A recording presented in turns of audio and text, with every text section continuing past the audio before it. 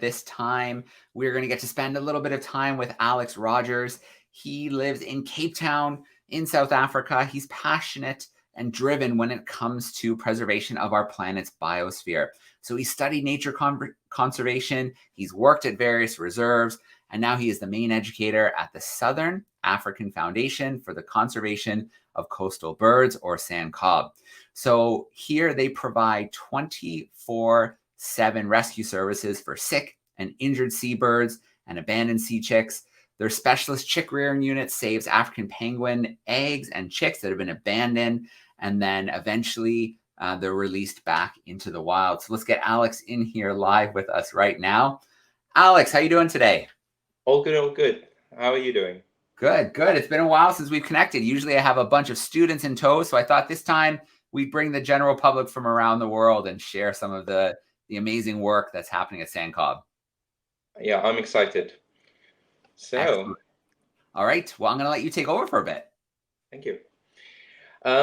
Good morning, good afternoon to those joining me from around the world. As mentioned, I am the main educator here at SANCCOB, and our seabird organization has been founded since 1968. So we're one of the oldest non-profit, non-government organizations in our country.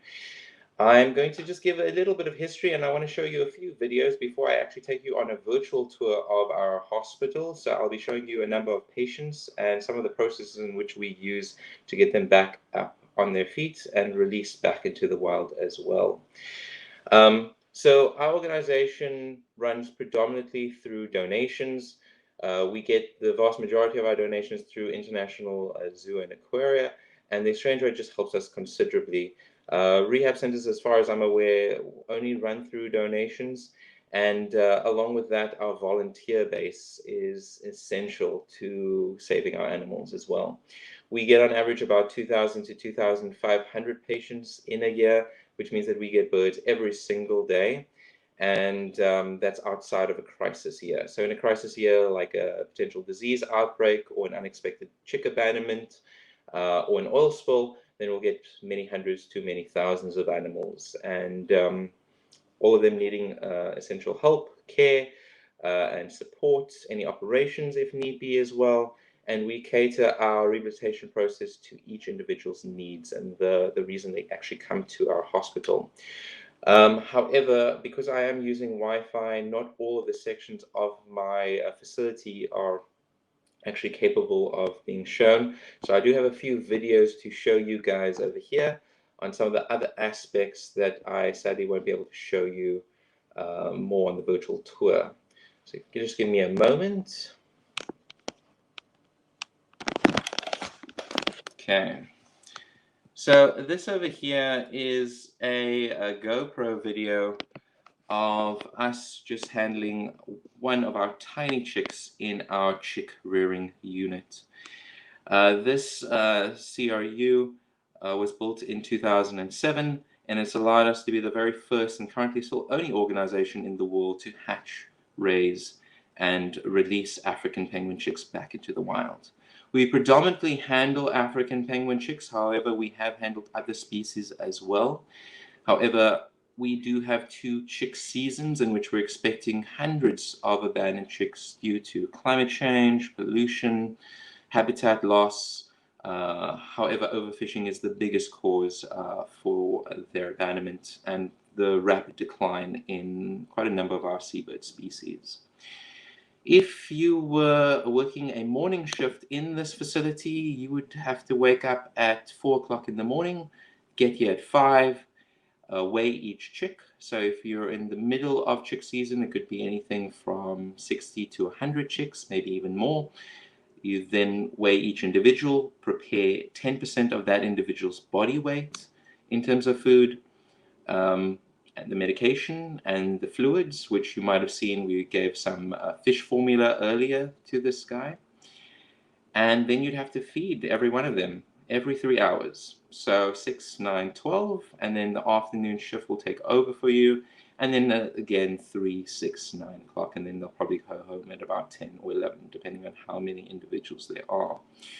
However, each one of these guys needs a lot of attention, a lot of support. They're also abandoned not just because of human activities, but also because of the main reproductive strategy that penguins employ. So because penguins are long-lived species and they have few young, if there are any danger or worsening conditions in the wild, they abandon their young because to them they can just reproduce the very next year. We have to do everything the parent would naturally do. So we just checked how full his belly was now, but after feeding, we have to wipe the mouth to prevent any fish oil from damaging the feather quality. We'd have to wipe the bottom to ensure that it's as clean as possible. Penguins, one of their main ecological functions is to defecate. They generated a lot of guano, which is the technical term used for any bat or bird dropping. Very, very good fertilizer.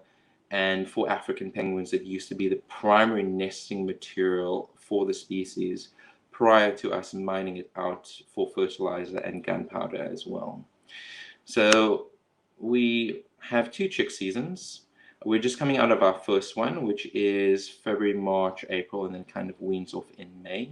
This is a true chick season. So we're getting anything from 300 to 500 abandoned chicks and eggs. And then our October, November, December chicks is our Christmas chicks, which is a false chick season caused by climate change. So I'm just going to quickly go back to the end of this video just to quickly show you that over there. For those of you that are very observant, we do give our chicks teddy bears. It doesn't have to look like a penguin. It's predominantly there for comfort for them, so they cuddle up against them, but it also tricks the chick into assuming that there's more competition for food, so they feed a lot more vigorously. Now, this individual, if you want to find out how big they are when they're born from the egg, I'll quickly turn around just to quickly show you. So if you take your hand and you put your thumb just above you, under your chin, your finger just above your nose, they're about yay big when they're born from the egg. However, in a month and a half, they will be adult-sized, and at 3 months of age, they get kicked out of the nest. So they have rapid growth rate, and they have a natural lifespan of 20 to 25 years, but that was prior to human occupation. Nowadays, it's down to 10 to 15 years, so only half of their lifespan. The second chick season occurs October, November, December, which is our Christmas chicks that we've termed.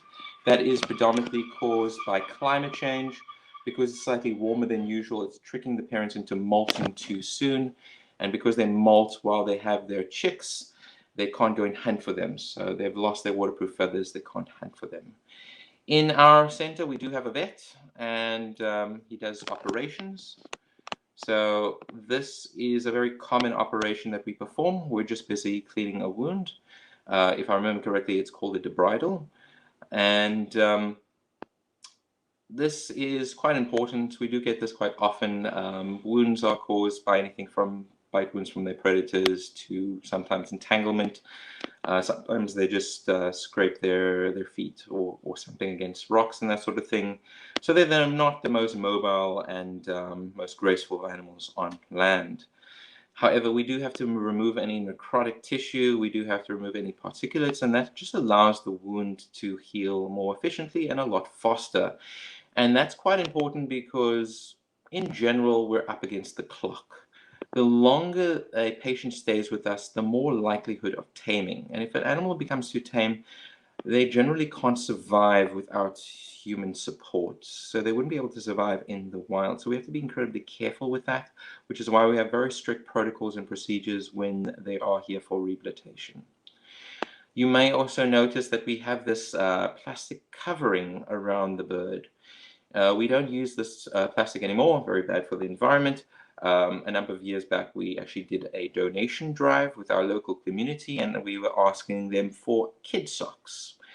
And the reason why we need something to cover the animal is because when they're under, they're losing a lot of heat via their flippers and their feet, and that could cause other medical conditions in the long run. So now when we do operations, we're actually putting kid socks on our flippers and the feet of our patients while they're under anesthesia.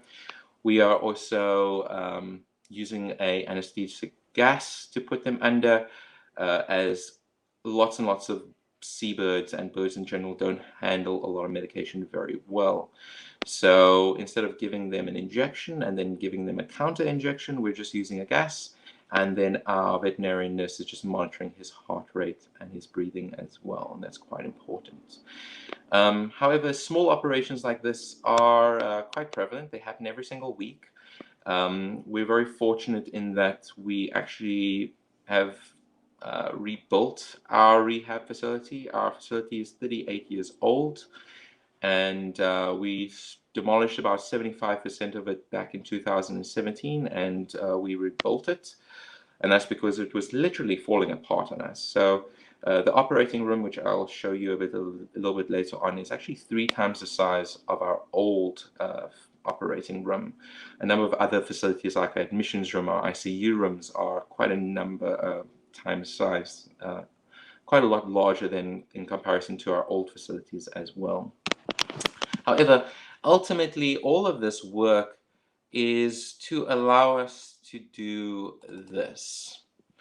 So because we get birds almost every single day, we actually do releases every single week. So generally on a Thursday or Friday, we are releasing our penguins in the colonies. So this is a bit of an older release back in 2015. This was at the Eastern Cape after an oil spill. And you might notice that a number of penguins have this pink spot on them, and that's just for us to be able to observe and identify them over a longer distance using binoculars. However, we don't normally do that kind of identification. We're using microchips, so pet microchips, to monitor their general movement in the wild.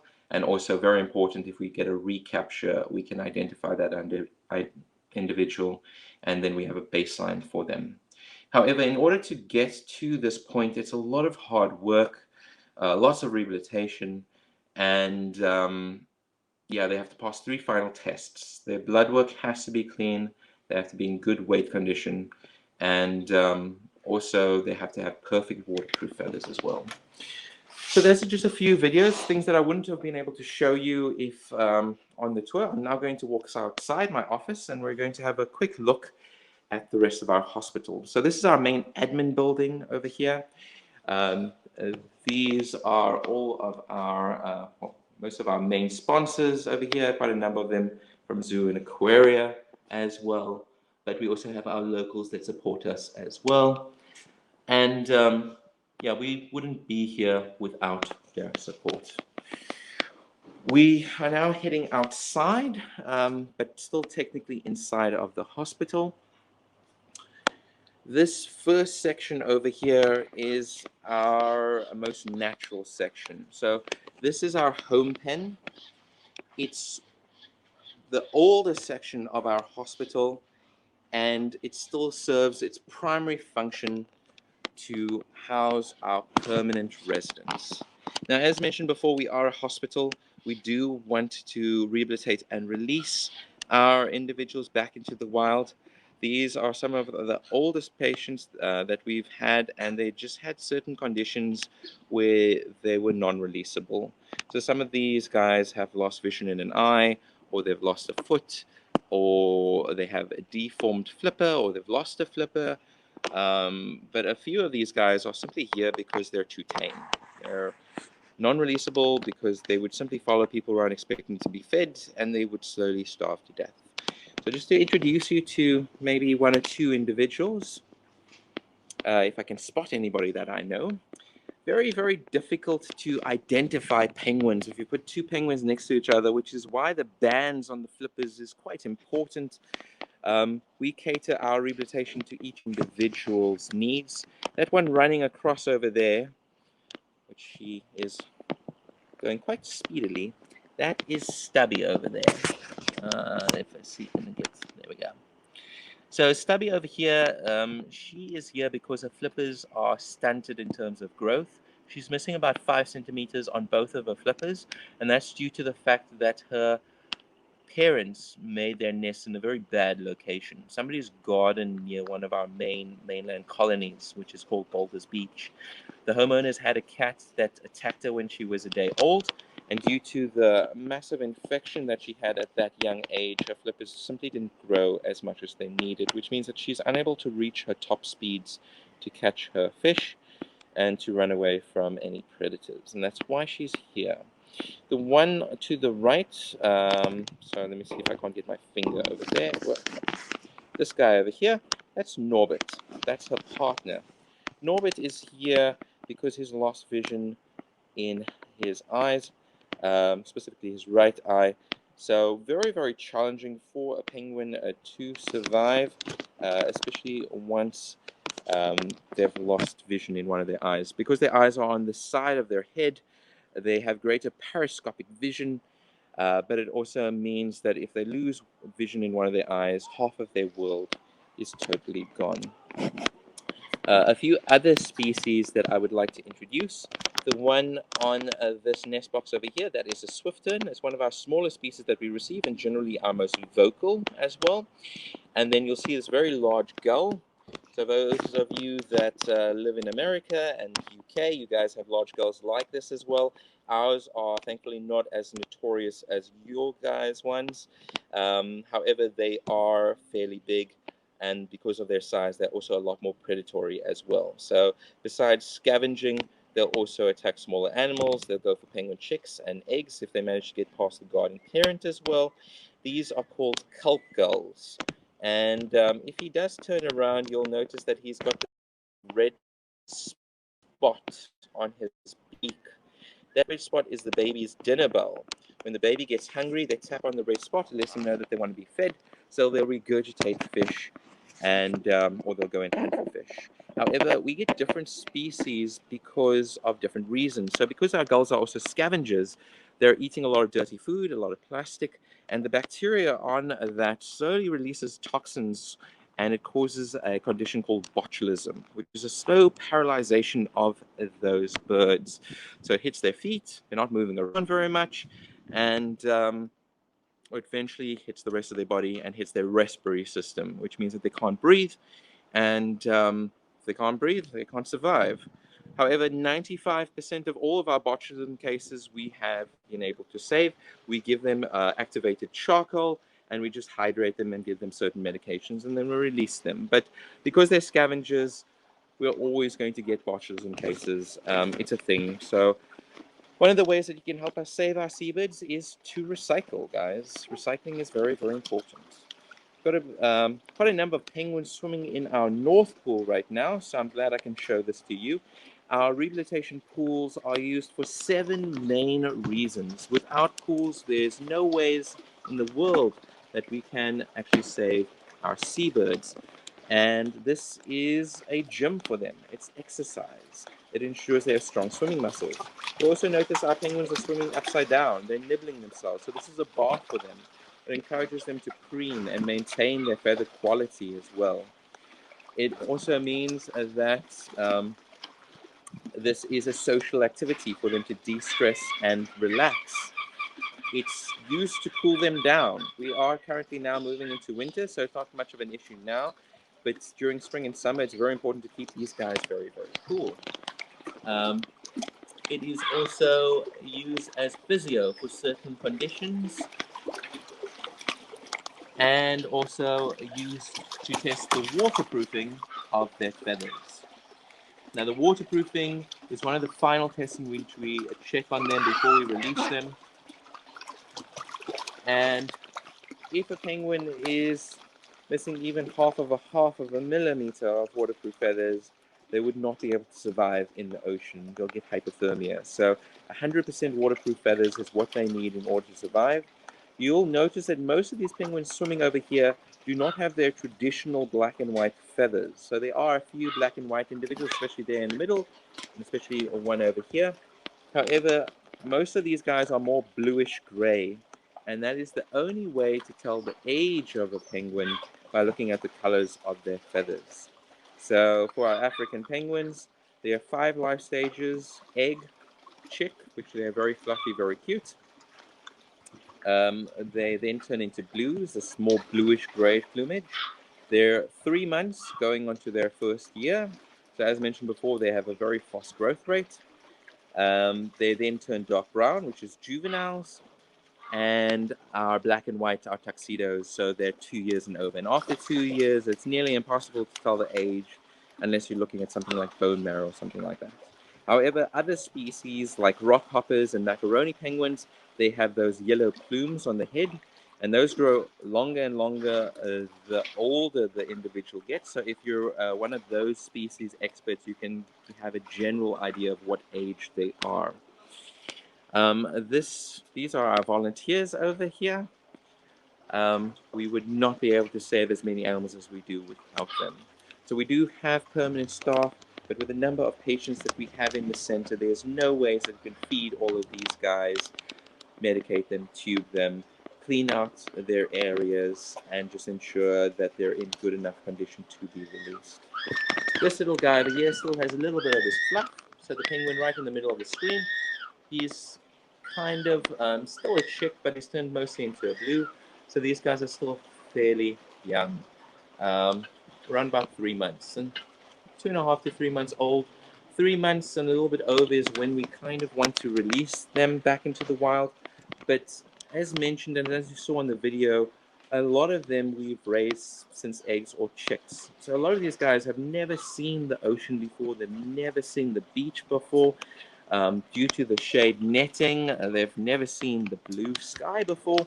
So when we do a release with these blues, we release them with an adult. The adult has the confidence to go out in the water. So we release the blues first. They kind of stand around and they have like no idea what to do. And then we release the adults just after them, and they follow that confidence that the animal that the adults represent, and then they go into the colony. And we want to release them in the colony specifically because it has a greater chance of survival for them. Penguins form colonies not because there's any kind of hierarchy, there's no alpha penguin or anything like that, but there's safety in numbers. Safety is quite important. They have quite a number of predators. A lot of people automatically assume the sharks, certain species of whale, seals, you name it. But they have land-based predators as well. Here in South Africa, that could be caracal, snakes, rats, mice. Certain introduced species like cats and dogs are big problems because there's more frequent attacks from cats and dogs because it's just for sport.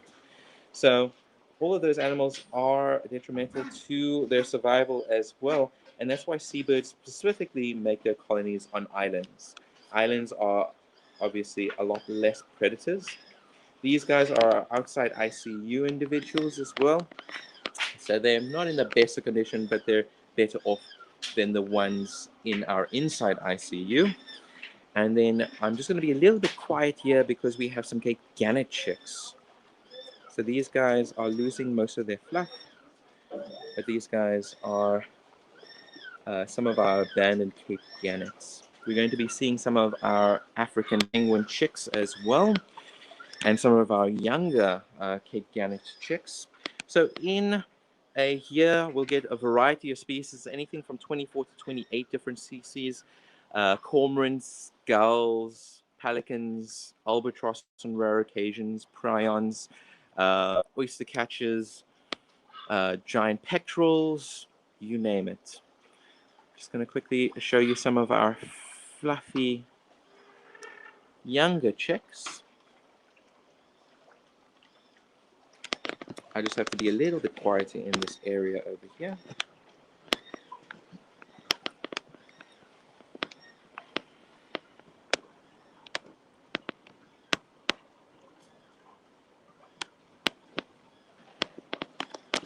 So these guys are all just resting over here.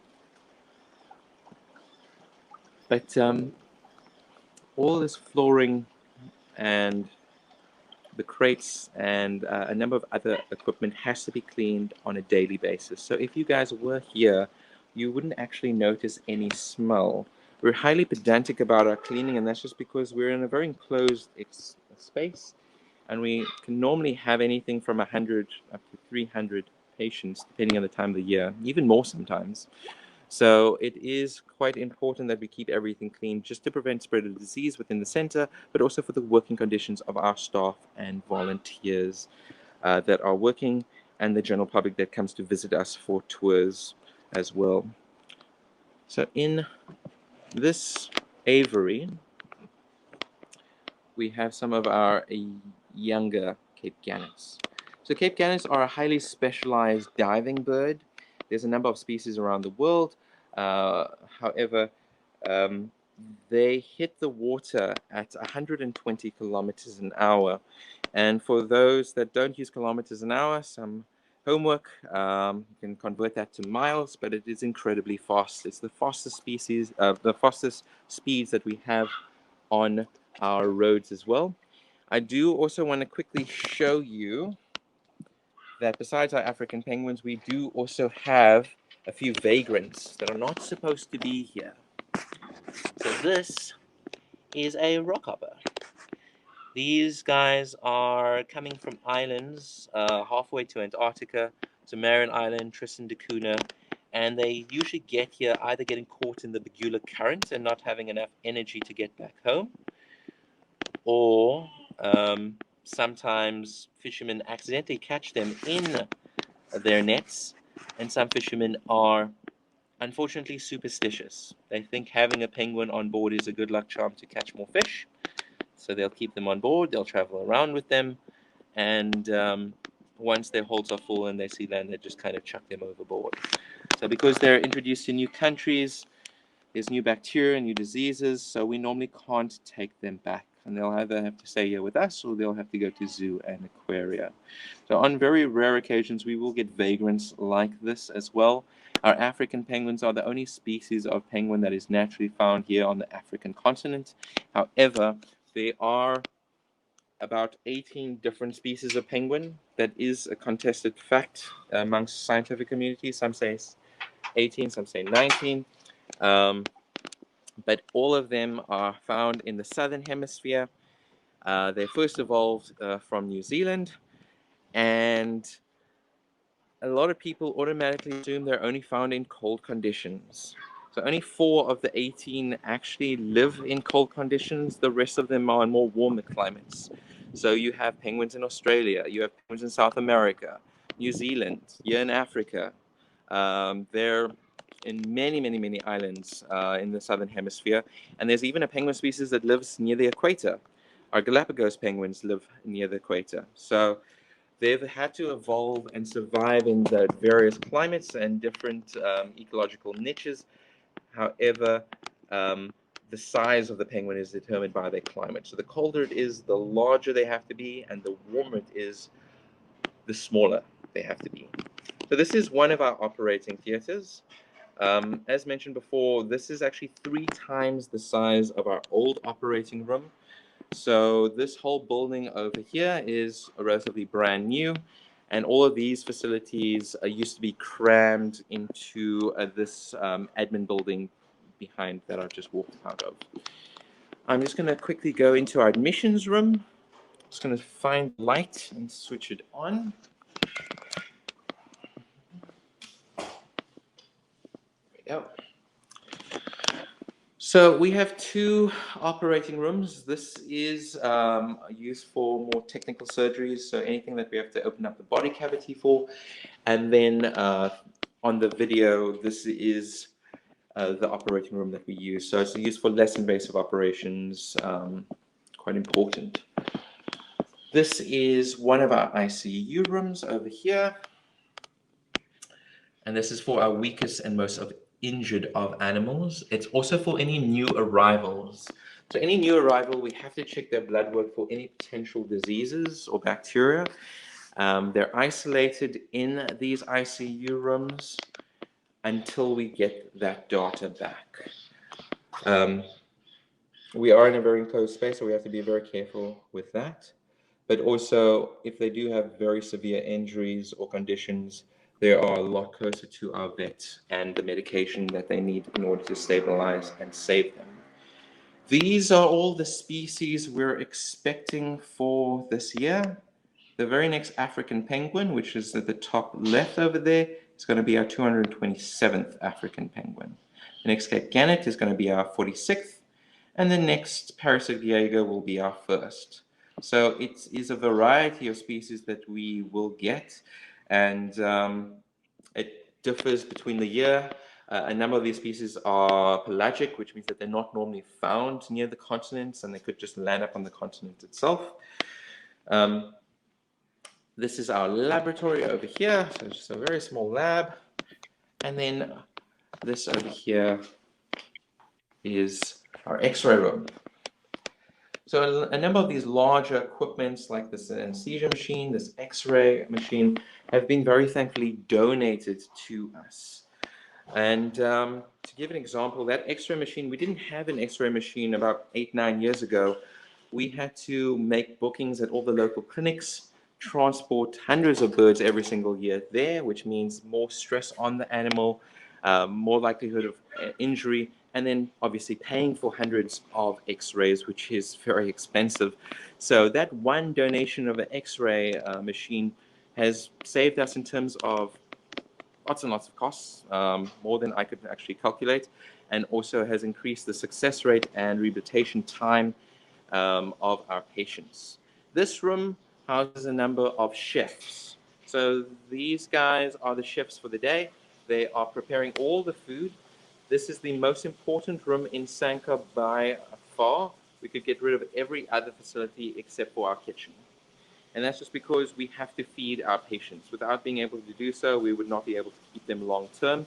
However, this is our one and only catch-22 situation. We are using an immense amount of food to keep our animals alive, but a lot of our animals are coming to us underweight because of the lack of food out in the open ocean. So this is an example of 2 boxes of fish. This is 5 kilograms, and the fish is generally about 15 centimeters. It's A-grade sardines. We're just busy defrosting it right now. Both of these boxes cost us 1,000 rand. So it's 500 rand each. Depending on the numbers of patients that we have, we can go through anything from 10 to 40 boxes. On average, outside of a crisis month or year, we'll go through about 3 tons of fish. And besides the fish, we also prepare syringes. So as you saw on the chick rearing unit video, we are tubing our animals. And that's because the fish that comes to us frozen. During the freezing process, it loses some vital vitamins and minerals. So we have to supplement with things like canical, canivit, thiamine. We also have to hydrate them because they normally get their fresh water from the fish that they're eating. But because of the freezing process, it loses a lot of moisture as well. So hydrating them is also essential. So So, yes, Alex, I'm going to jump in here because thank you. I was just unfortunately we're about getting done. to the end of our time. No problems. But I do want to squeeze in a couple questions because it's such a great facility. We could stay here all day in the sun and meeting the amazing birds that you're working with. And it is such incredible work. But there's 2 questions I want to squeeze in before we wrap up today. Sure. And the first one here is, you showed us the chicks and how they're paired with a teddy bear to encourage them to eat or have a little cuddle. So the person joining us here, Leah, is wondering, how come you can't place 2 chicks together to keep each other company?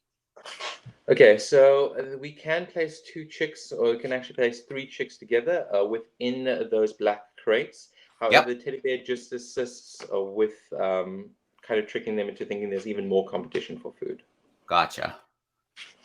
Okay. And then our second question here is about South African penguin numbers. About how many are there? What's the best estimate for how many are still in the wild?